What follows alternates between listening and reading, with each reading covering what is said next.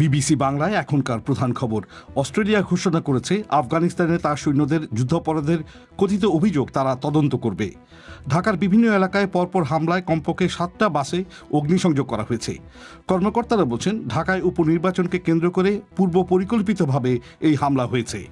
একটা দুইটা ঘটনা ঘটলে আমরা মনে করতাম হয়তো অন্য কিছু, কিন্তু যেহেতু 8-9টা গাড়িতে ঘটনা ঘটেছে, সুতরাং এটার পিছনে অবশ্যই সংঘবদ্ধ কোনো গ্রুপের হাত আছে এবং রাজনৈতিক সংশ্লেষ থাকার সম্ভাবনা বেশি। বাংলাদেশের শিক্ষার্থীরা সামনের বছর সময় মতো বই হাতে পাবে কিনা তা নিয়ে সংশয় তৈরি হয়েছে। রয়েছে সোশ্যাল মিডিয়ার খবর।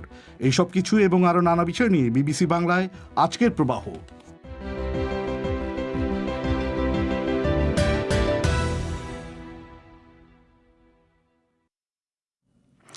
বিবিসি বাংলার সন্ধেবেলার আয়োজন প্রবাহ শর্টওয়েভ ছাড়াও প্রচারিত হচ্ছে FM তরঙ্গে বাংলাদেশে প্রধান 10টি শহরে, আর ইন্টারনেটে এই অনুষ্ঠানটি লাইভ প্রচারিত হচ্ছে bbcbangla.com ওয়েবসাইট থেকে। আজকের প্রবাহ পরিবেশন করছি আমি মাসুদ হাসান খান। যেমনটা একটু আগেই শুনছিলেন, অস্ট্রেলিয়া ঘোষণা করেছে যে আফগানিস্তানে তার সৈন্যদের যুদ্ধাপরাধের কথিত অভিযোগ তদন্ত করতে তারা এক বিশেষ তদন্তকারী নিয়োগ করতে যাচ্ছে। অস্ট্রেলিয়ার প্রতিরক্ষা বাহিনীর ইন্সপেক্টর জেনারেল গত 4 বছর ধরে এসব অভিযোগ তদন্ত করেছে এবং আফগানিস্তানের বেসামরিক মানুষ ও যুদ্ধবন্দীদের বেআইনিভাবে খুন ও নির্যাতন করেছে বলে প্রমাণ হাতে পেয়েছে। এ সংক্রান্ত একটি রিপোর্ট আগামী সপ্তাহে প্রকাশ করা হচ্ছে।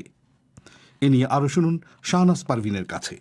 আফগানিস্তানের বেসামরিক মানুষ এবং যুদ্ধবন্দীদের হত্যাসহ কথিত যুদ্ধাপরাধের এসব অভিযোগের তীর ছুটে যাচ্ছে আফগানিস্তানে মোতায়েন অস্ট্রেলিয়ার স্পেশাল ফোর্সেসের বিরুদ্ধে।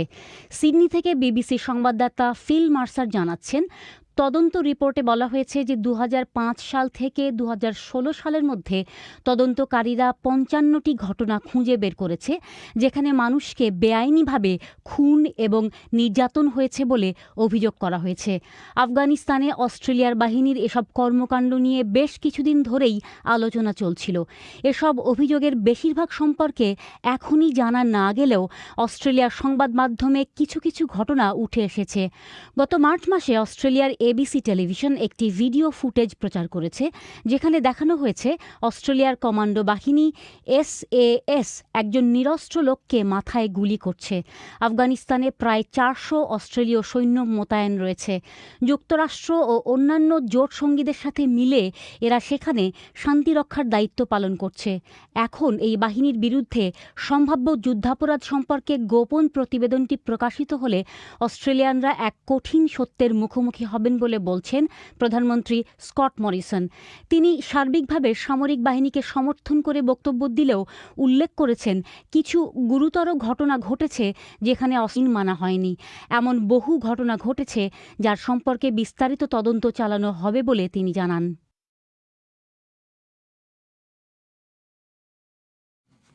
শাহনাজ পারভিন। বাংলাদেশের পুলিশ বলছে রাজধানী ঢাকার বিভিন্ন এলাকায় আজ কমপক্ষে 7টি বাসে অগ্নিসংযোগ করা হয়েছে। কর্মকর্তারা বলছেন, ঢাকায় আজ জাতীয় সংসদের একটি আসনে উপনির্বাচন হয়েছে। সেই নির্বাচনকে কেন্দ্র করে পূর্ব পরিকল্পিতভাবে এই ঘটনা ঘটানো হয়েছে। এসবের পেছনে রাজনৈতিক সংশ্লিষ্টতা রয়েছে বলেও তারা প্রাথমিকভাবে ধারণা করছেন। তবে এসব সহিংসতায় হতাহতের কোনো খবর এখনও পাওয়া যায়নি। ঢাকা থেকে বিস্তারিত জানাচ্ছেন আমাদের সংবাদদাতা কাদির কল্লোল।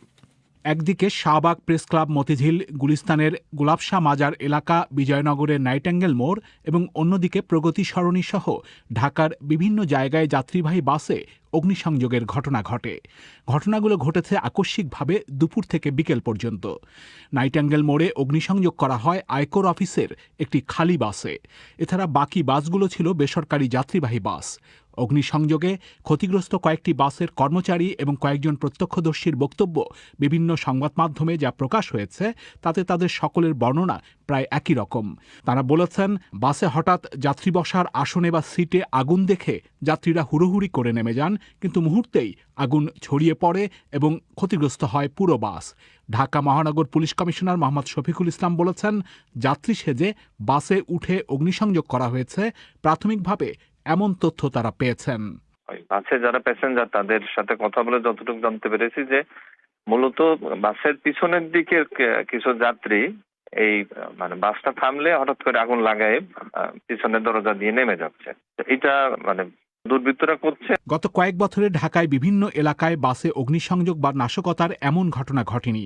তবে আজকের ঘটনা আকস্মিক হলেও এর পেছনে পূর্ব পরিকল্পনা ছিল বলে পুলিশ কর্মকর্তারা বলছেন। পুলিশ কমিশনার মোহাম্মদ শফিকুল ইসলাম বলেছেন, ঘটনাগুলোর পেছনে রাজনৈতিক সংশ্লিষ্টতা রয়েছে বলে তাঁরা ধারণা করছেন।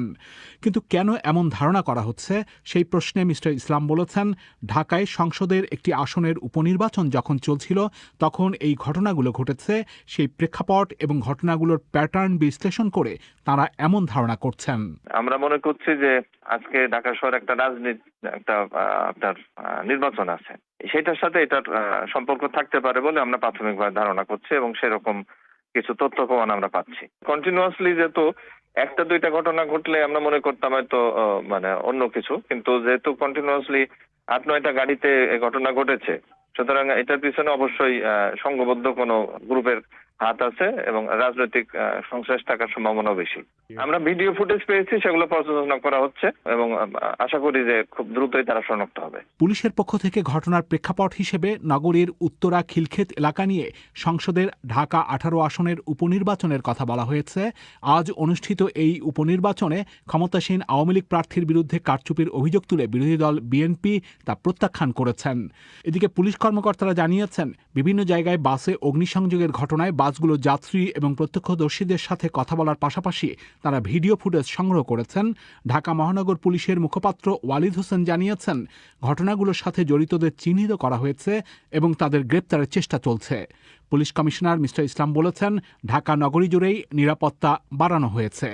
সব জায়গায় আমরা পুলিশের উপস্থিতি বাড়িয়েছি, চেকপোস্টের সংখ্যা বাড়িয়েছি, ট্রাফিক পুলিশ এবং আমাদের ক্রাইম ডিভিশনের পুলিশ একসাথে কাজ করছে, সাথে সাথে গোয়েন্দা পুলিশরা মাঠে নেমেছে।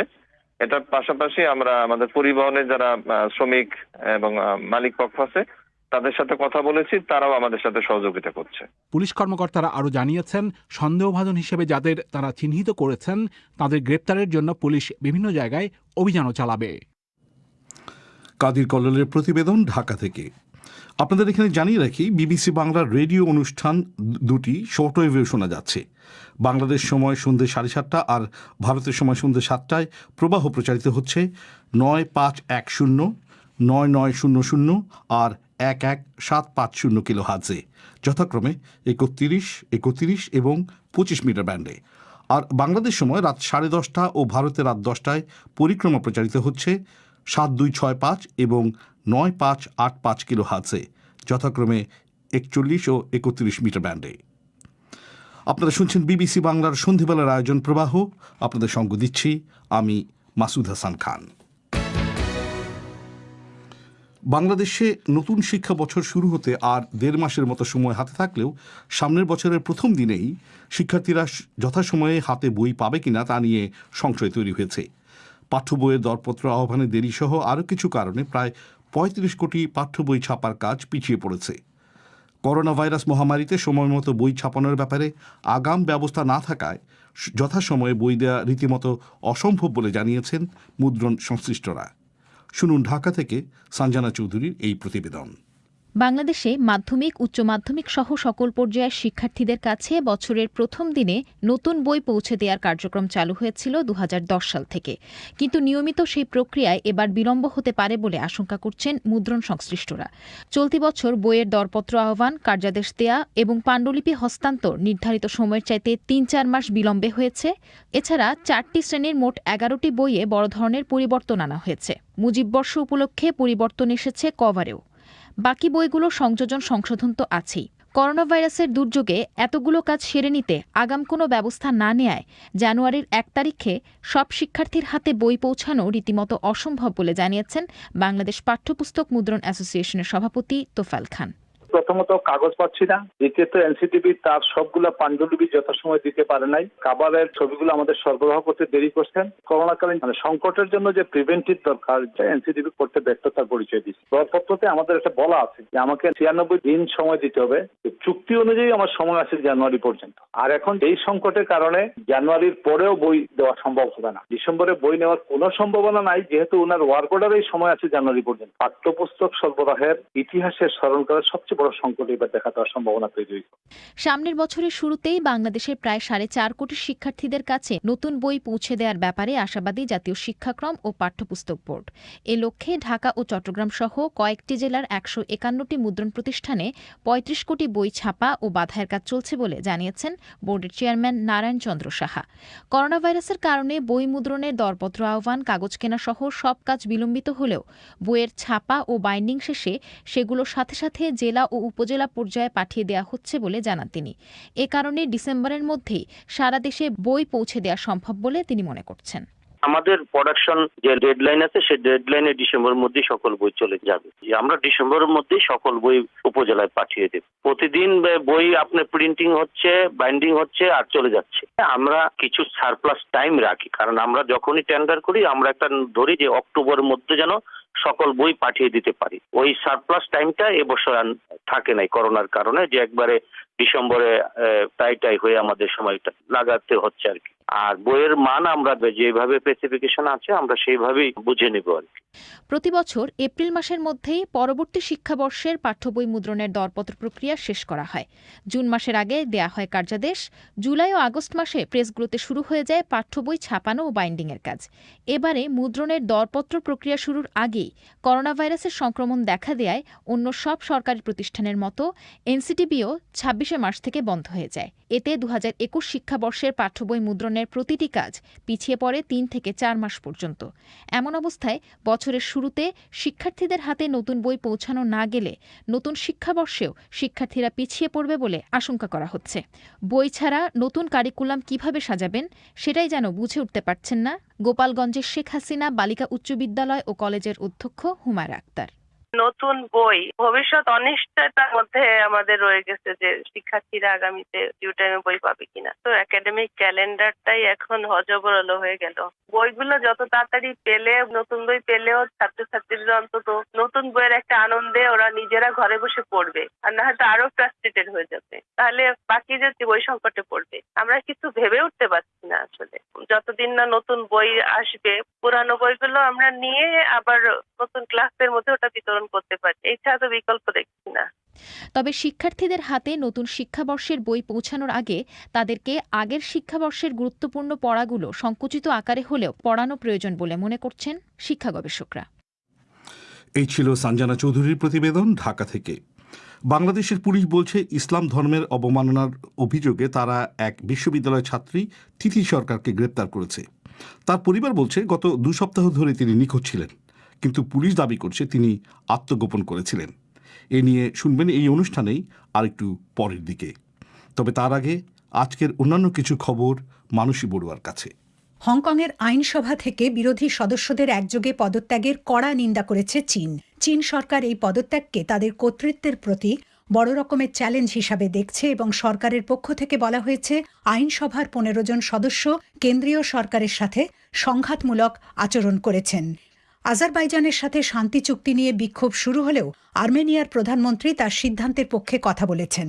জাতির উদ্দেশ্যে এক ভাষণে নিকোল পাশিনিয়ান বলেন তিনি জানেন এই চুক্তি সইয়ের ফলে তার জীবন হুমকির মুখে পড়েছে, কিন্তু তিনি মন্তব্য করেন 25,000 আর্মেনীয় সৈন্যের জীবনের মূল্য অনেক বেশি। প্রধানমন্ত্রী বলেন এই চুক্তির উদ্দেশ্য নাগর্নো কারাবাখ সংকটের চূড়ান্ত সমাধান নয়, বরঞ্চ এই যুদ্ধ বন্ধ করা। বিধিনিষেধের কারণে ইউরোপের কিছু দেশে করোনা ভাইরাস সংক্রমণের মাত্রা কমছে বলে খবর পাওয়া যাচ্ছে। চেক রিপাবলিকের সরকার বলছে বুধবার থেকে প্রাথমিক স্কুলে 2য় শ্রেণী পর্যন্ত ছাত্রছাত্রীরা স্কুলে যেতে পারবে, তবে তাদের মাস্ক পরতে হবে। জার্মানির করোনা সংক্রমণ মোকাবিলায় নিয়োজিত সরকারি প্রতিষ্ঠানের প্রধান বলেছেন সংক্রমণের মাত্রা সেখানে আর বাড়ছে না। বাংলাদেশে এক স্কুল ছাত্রের মৃত্যুর সাথে সম্পর্কিত মামলায় সে দেশের বহুল প্রচারিত দৈনিক পত্রিকা প্রথম আলোর সম্পাদক মতিউর রহমান সহ 9 ব্যক্তির বিরুদ্ধে অভিযোগ গঠন করা হয়েছে ঢাকার মহানগর দায়রা জজ আদালতে। তবে এই মামলার আরেক অভিযুক্ত পত্রিকাটির সহযোগী প্রকাশনা কিশোর আলোর সম্পাদক আনিসুল হককে অব্যাহতি দেওয়া হয়েছে। 2019 সালে ঢাকার রেসিডেন্সিয়াল মডেল স্কুল ও কলেজে প্রথম আলোর ম্যাগাজিন কিশোর আলোর বর্ষপূর্তি অনুষ্ঠানে 9ম শ্রেণীর ছাত্র নইমুল আবরার রাহাত বিদ্যুৎস্পৃষ্ট হয়ে মারা যায়। দ্য হেগে সৌদি দূতাবাসে একটি গোলাগুলির ঘটনার তদন্ত করছে নেদারল্যান্ডসের পুলিশ। ভোরবেলার ওই গুলিতে কেউ হতাহত হয়নি। স্থানীয় মিডিয়াগুলো বলেছে গুলিতে দূতাবাস ভবনে 20টি ক্ষত তৈরি হয়েছে। আফগানিস্তানের দক্ষিণাঞ্চলীয় হেলমান্দ প্রদেশে জঙ্গি হামলায় সেদেশের এক খ্যাতনামা সাংবাদিক নিহত হয়েছেন। এলিয়াস দাই মার্কিন অর্থপুষ্ট রেডিও আজাদির সাংবাদিক ছিলেন। মানসী বড়ুয়া, যেমনটা বলছিলাম, বাংলাদেশের পুলিশ বলছে ইসলাম ধর্মের অবমাননার অভিযোগে তারা এক বিশ্ববিদ্যালয় ছাত্রী তিথি সরকারকে গ্রেপ্তার করেছে। একই অভিযোগে এর আগে ঢাকার জগন্নাথ বিশ্ববিদ্যালয় থেকে তাকে বহিষ্কার করা হয়েছিল। তার পরিবার বলছে এই ঘটনার পর গত 2 সপ্তাহ ধরে তিনি নিখোঁজ ছিলেন, কিন্তু পুলিশ বলছে তিনি আত্মগোপন করেছিলেন। অন্যদিকে ইন্টারনেট ভিত্তিক সংবাদ মাধ্যম নেত্র নিউজ খবর দিচ্ছে আইন প্রয়োগকারী সংস্থা এই সময় তাকে গুম করে রেখেছিল। এ নিয়ে খোঁজখবর করছিলেন সংবাদদাতা নাগিব বাহার। একটু আগে তাকে আমি জিজ্ঞেস করেছিলাম তিথি সরকারের বিরুদ্ধে পুলিশের অভিযোগে আসলে কি বলা হয়েছে। মাসুদ, তিথি সরকারকে গ্রেফতার করার পেছনে পুলিশ আসলে যে অভিযোগগুলো দিচ্ছে সেটা মূলত একটি মামলা 2রা নভেম্বর গোয়েন্দা পুলিশের সাইবার মনিটরিং টিম তারা পল্টন থানায় একটি মামলা করেছিল এবং সেখানে মূলত যে অভিযোগগুলো আনা হয়েছে তার একটি হচ্ছে যে তিথি সরকার ইচ্ছাকৃতভাবে এবং তার সাথে আরো কয়েকজনের সাথে একসাথে হয়ে প্রাথমিকভাবে হচ্ছে ধর্ম অবমাননার মতো কিছু পোস্ট দিয়েছিলেন, কটূক্তি করার কিছু পোস্ট দিয়েছিলেন এবং মানে কোন তারপরে ধর্ম? আরো ইসলামের বিরুদ্ধে? ইসলাম ধর্মের বিরুদ্ধে কিছু এরকম অবমাননামূলক পোস্ট দিয়েছিলেন, শেয়ার করেছিলেন, মন্তব্য করেছিলেন, যেটা হচ্ছে তার বিরুদ্ধে প্রাথমিক অভিযোগ। এবং পরবর্তীতে তারা যে অভিযোগগুলো এনেছে তার মধ্যে আরেকটি হচ্ছে ধর্মীয় অনুভূতিতে আঘাত করার পাশাপাশি তিনি সাম্প্রদায়িক সম্প্রীতি বিনষ্ট করে আইন শৃঙ্খলা পরিস্থিতির অবনতি ঘটানোর একটা ইচ্ছাকৃত প্রয়াস ছিল তার। পাশাপাশি আরেকটা, তিনি এই যে বেশ কিছুদিন তিনি নিখোঁজ ছিলেন এরকম বলা হচ্ছিল, তো এটাও একটা অভিযোগ এসেছে যে তিনি অপহরণের নাটক সাজিয়ে নিজেকে বাঁচাতে ইচ্ছাকৃতভাবে অপহরণ বা গ্রেফতারের নাটক সাজাচ্ছিলেন। তার বিরুদ্ধে অভিযোগ ওঠার সাথে সাথেই তিথি সরকার জানিয়েছিলেন যে তিনি থানায় গিয়ে জিডি দায়ের করেছেন এবং তিনি বলেছেন যে তার ফেসবুক অ্যাকাউন্ট হ্যাক করা হয়েছে, একথা তিনি জানিয়েছিলেন। তাহলে তাকে কেন গ্রেফতার করা হলো? এখানে মাসুদ আসলে বিভিন্ন পক্ষের যে আসলে দাবি সেটা যাচাই করে যতটুকু জানা গিয়েছে, যতটুকু জানতে পেরেছি সেটা হচ্ছে তিথি সরকার অক্টোবরের 23 তারিখ পল্লবী থানায় তিনি গিয়ে একটা অভিযোগ সাধারণ ডায়েরি করেছিলেন যে তার যে ফেসবুক অ্যাকাউন্ট সেটি হ্যাক করা হয়েছে এবং অক্টোবরের 25 তারিখ সকাল থেকে তার পরিবার যেটা দাবি করছে এবং পল্লবী থানায় যোগাযোগ করে যতটুকু জানা গেছে 25 তারিখ সকাল থেকে তিনি নিখোঁজ ছিলেন এবং অক্টোবরের 27 তারিখ সকালে অর্থাৎ 2 দিনের 48 ঘন্টার মধ্যেই তার পরিবারের সদস্যরা আরেকটি সাধারণ জিডি করে যে তিনি নিখোঁজ রয়েছেন। কিন্তু পুলিশ আসলে যেটা বলছে, যে মামলাটি 2 তারিখ দায়ের করা হয়েছে, পুলিশ বলছে তিথি সরকার তখন যখন বেশ কিছুদিন নিখোঁজ ছিলেন এবং ততদিনে তার নামে জিডি একটা করা হয়েছে যে তিনি নিখোঁজ রয়েছেন, এরকম পরিস্থিতিতে কয়েকজনের নাম উল্লেখ করেছে পুলিশ, যারা গোয়েন্দা পুলিশ যাদের বিরুদ্ধে অভিযোগ হলো যারা উদ্দেশ্য প্রণোদিতভাবে গুজব ছড়াচ্ছিলেন যে তিথি সরকারকে গোয়েন্দা পুলিশের মালিবাগের যে হেডকোয়ার্টার আছে সেখানে হাত পা বাঁধা অবস্থায় ধরে রাখা হয়েছে এবং কিছু ভুয়া ছবি এবং ভুয়া কিছু পোস্ট, কিছু তথ্য তারা এখান থেকে ছড়াচ্ছিলেন। পরিবার বলছে যে তিথি সরকার নিখোঁজ ছিলেন এবং সেই জন্য তারা একটি জিডিও দায়ের করেছিলেন থানায়। তাহলে পুলিশ কেন মনে করছে যে এটি একটি সাজানো ঘটনা, এটি একটি পুলিশের ভাষায় নাটক? পুলিশ মনে করছে যে তারা বিস্তারিত তদন্ত করে যতটুকু পুলিশ জানাচ্ছে যে প্রাথমিকভাবে যে একজন ব্যক্তিকে আটক করা হয়েছিল তার সাথে তাকে জিজ্ঞাসাবাদের ভিত্তিতেই পুলিশ পরবর্তীতে আসলে তিথি সরকার কোথায় আছে, নরসিংদীতে রয়েছে, সেখান থেকে তাকে নিয়ে আসা হয় এবং গোয়েন্দা পুলিশ আজকে তাদের সিআইডি আজকে তাদের যে প্রেস কনফারেন্স সেখানে তারা এরকমও কিন্তু একটা উল্লেখ করেছে যে তারা বিশ্বাস করছে এবং তারা বলছে যে তাদের কাছে এই পরিমাণ তথ্য প্রমাণ রয়েছে যে তিথি সরকার এবং যে ব্যক্তি গুজব ছড়াচ্ছিলেন এবং আরো কয়েকজন তারা আসলে উদ্দেশ্য প্রণোদিতভাবে রাষ্ট্রবিরোধী কার্যক্রম পরিচালনা করতে এবং রাষ্ট্রীয় যে সম্প্রীতি সেটাকে ক্ষুণ্ণ করার জন্য তারা একটা চেষ্টা করছিলেন, যে কারণে আগে থেকে যদিও তিথি নিজেই একটা ফেসবুক অ্যাকাউন্ট হ্যাক করার জিডি করেছিলেন, তার পরিবার আগে থেকে জিডি করেছিল যে তাকে খুঁজে পাওয়া যাচ্ছে না, এসব কারণে পুলিশ মনে করছে তাদের কাছে পাওয়া তথ্য প্রমাণ এবং তাদের তদন্তের ভিত্তিতে তারা মনে করছে যে এটা আসলে আগে থেকেই একটা পরিকল্পনার অংশ ছিল, যে জন্য তিথি নিজেকে বাঁচাতে, যেটা তাদের গোয়েন্দা পুলিশের আজকের যে বিবৃতিতে উঠে এসেছে, যে তারা দৃঢ়ভাবে বিশ্বাস যে তিথি আসলে নিজেকে বাঁচাতে আগে থেকেই নিজের ডিফেন্স তৈরি করে রাখার জন্য এই মামলাগুলো করেছিলেন। পরিবারের সদস্যরা স্বাভাবিকভাবেই জিডি করেছিলেন তার নিখোঁজের, কিন্তু পুলিশের বিশ্বাস পরিবারের সদস্যরা না জানলেও তিথি আসলে নিজে থেকেই নিজেকে বাঁচানোর জন্য এই সকল ধাপ পার করে শেষ পর্যন্ত এই কাজগুলো করেছেন। তো তাকে এখন গ্রেফতার করা হয়েছে, এরপর কি ঘটতে চলছে? এরপর মাসুদ, এখন পর্যন্ত যতটুকু জানতে পেরেছি ডিজিটাল নিরাপত্তা আইনে মামলা করা হয়েছে। তো সেই মামলার অনুযায়ী, সেই মামলার ধারা, সেই দণ্ডবিধি অনুযায়ী তার আসলে যে ধরনের শাস্তি হওয়ার কথা সেভাবেই সেটার প্রক্রিয়া চলবে। তবে পুলিশের কয়েকজনের সাথে কথা বলে যেটা জানা গেছে যে পুলিশ হয়তো ব্যাপারটাকে, এই মামলাটাকে একটু গুরুত্বের সাথে নিচ্ছে। তার কারণ সিআইডি পুলিশ আসলে বিশ্বাস করে যে এটা রাষ্ট্রর ভাবমূর্তি ক্ষুণ্ণ করার জন্য এই ধরনের কাজকর্ম করা হয়েছে। সুতরাং তারা এটাকে রাষ্ট্রবিরোধী কার্যক্রম হিসাবে দেখছে, যেই ক্ষেত্রে হয়তো এই মামলাটাকে একটু বেশি গুরুত্বের সাথে পুলিশ নিয়ে থাকতে পারে। এবং মামলার বাদীও হচ্ছে সিআইডি পুলিশ। সংবাদদাতা নাগিব বাহার, ঢাকা থেকে। আপনারা বিবিসি বাংলা শুনছেন ঢাকায়, কুমিল্লায়, সিলেটে। আপনারা যেখানে আছেন বিবিসি বাংলা আপনার সাথেই আছে।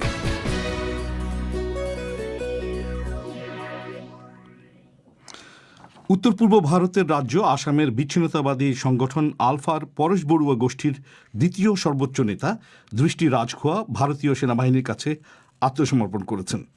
তাকে প্রায় 9 বছর ধরে বুঝিয়ে শুনিয়ে আত্মসমর্পণে রাজি করানো হয়েছে বলে দাবি করেছে সেনাবাহিনী। 2010 সালে আলফা সংগঠনটি 2 ভাগে ভাগ হওয়ার পরই মিস্টার রাজখোয়াকে দ্বিতীয় সর্বোচ্চ দায়িত্ব দেন দলীয় প্রধান পরেশ বড়ুয়া।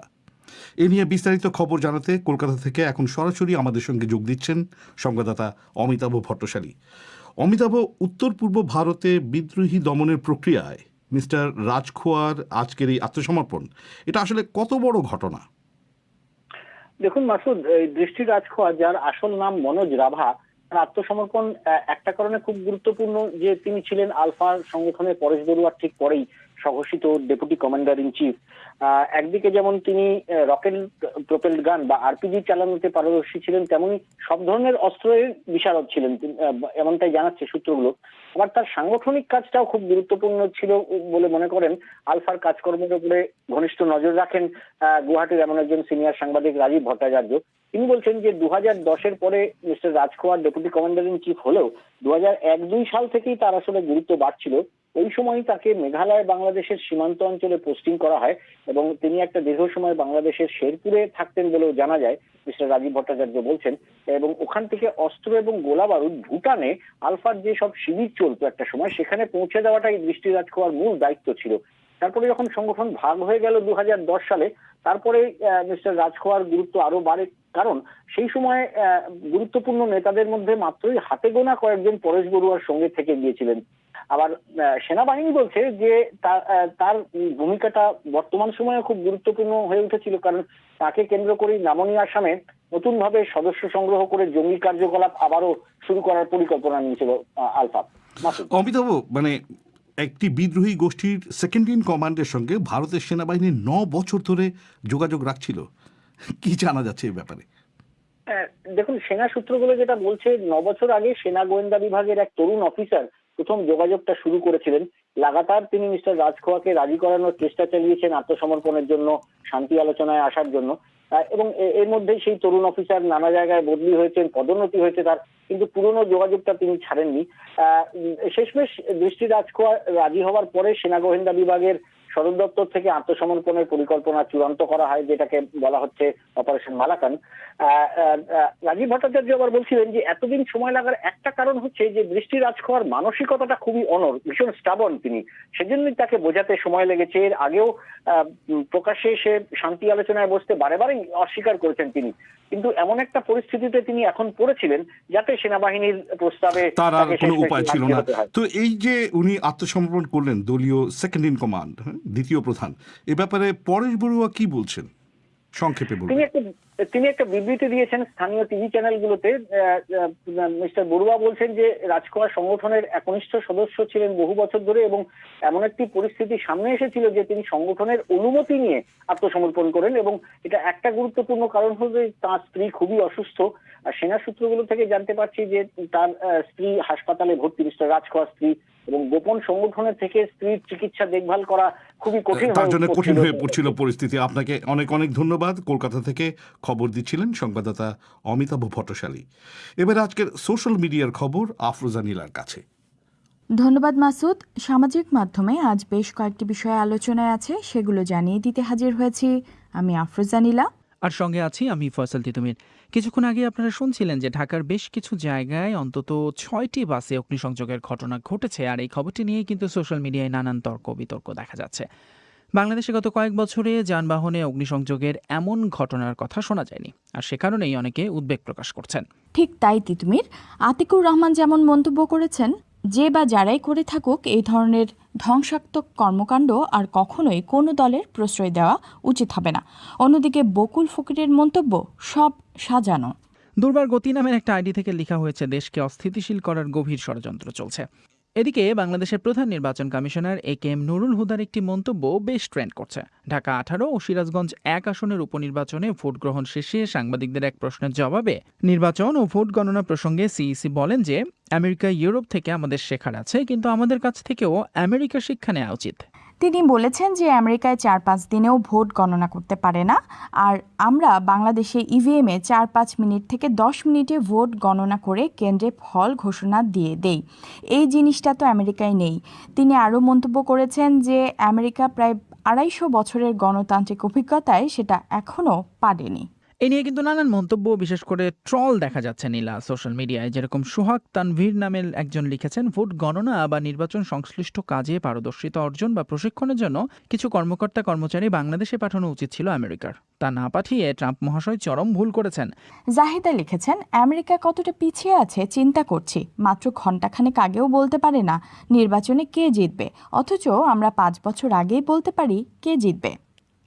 অন্যদিকে আলী হোসেনের মন্তব্য, আমরা এদের থেকে 200 বছর আগে আছি।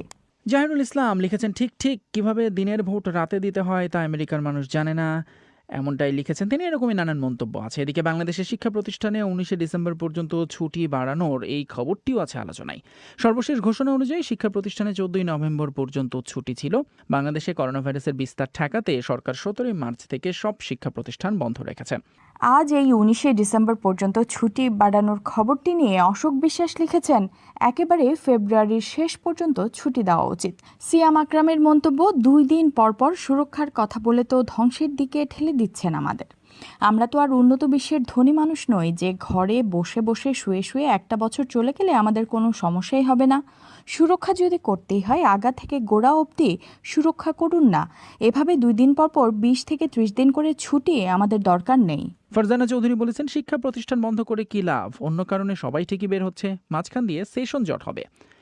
এদিকে আজ আবারও সাকিব আল হাসান আলোচনায়। কয়েকটি অনলাইন সংবাদ মাধ্যমের খবরে জানা যাচ্ছে যে সেলফি তুলতে চাওয়ায় ভক্তের ফোন ছুঁড়ে ফেলেছেন সাকিব, আর তা নিয়েই চলছে আলোচনা।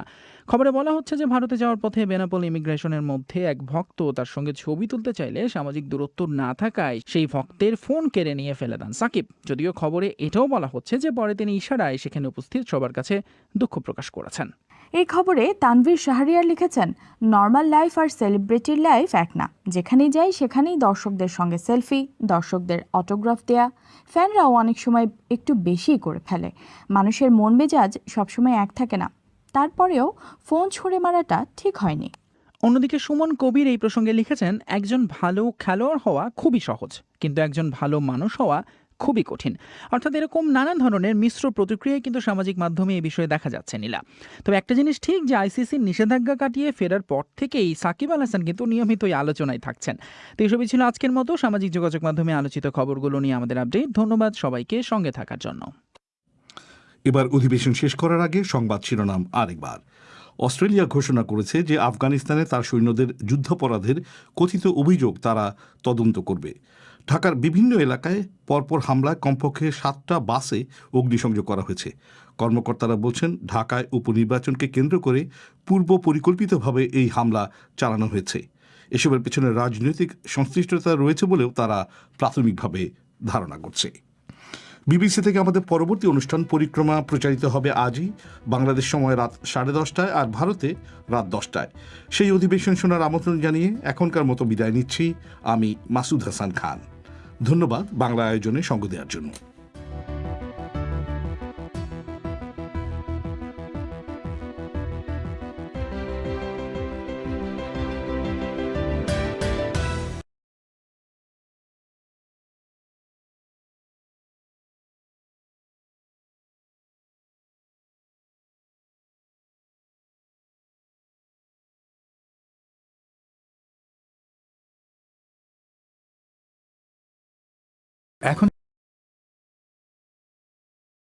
এখন সন্ধ্যা 7:30।